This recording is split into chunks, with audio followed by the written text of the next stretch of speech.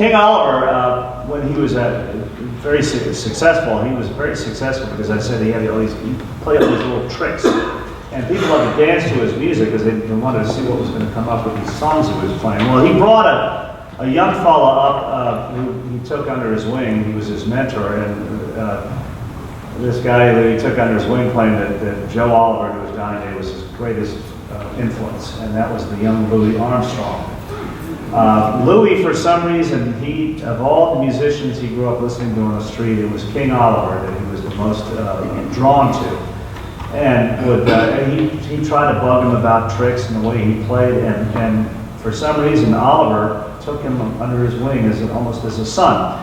And to the point where when he moved to Chicago, King Oliver moved to Chicago, after jazz records came out, there was a draw for this stuff all over the world. It was not just New Orleans, and there was a kind of an exodus for musicians out of New Orleans.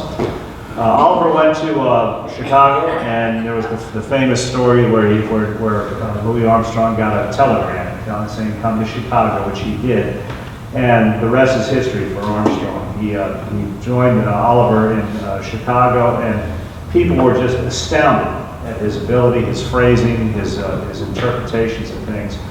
And one of the things he was very good at was these breaks that he and Joe Oliver used to work out on these songs. And some of the other musicians in the band say that it was almost like second nature. These guys could read each other's minds. One would do one thing and the other guy would pick it up and just go with it, and it sounded like they rehearsed all this stuff.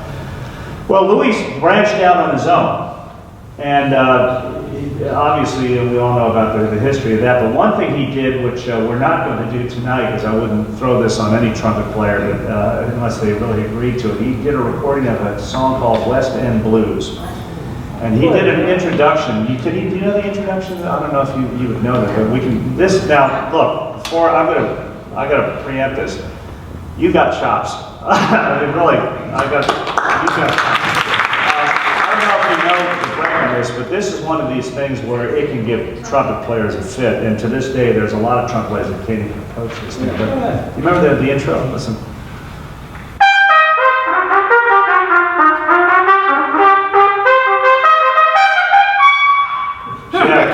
Yeah. Well,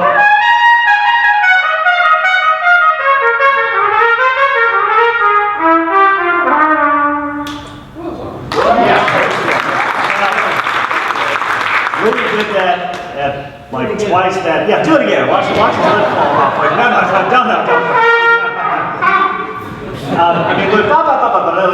I mean, he went ripping through this thing, and when people put this thing on the record, it was like, oh my God, listen to what this guy just did. And it changed the whole course of jazz, because remember I told you it used to be for ensemble. Well, suddenly it's for listening. And particularly all these breaks that are going on, like with Oliver's band and Louis on his own. So we're going to do one here. This was the one that Louis had a big hit with. It's called the Wild Man Blues.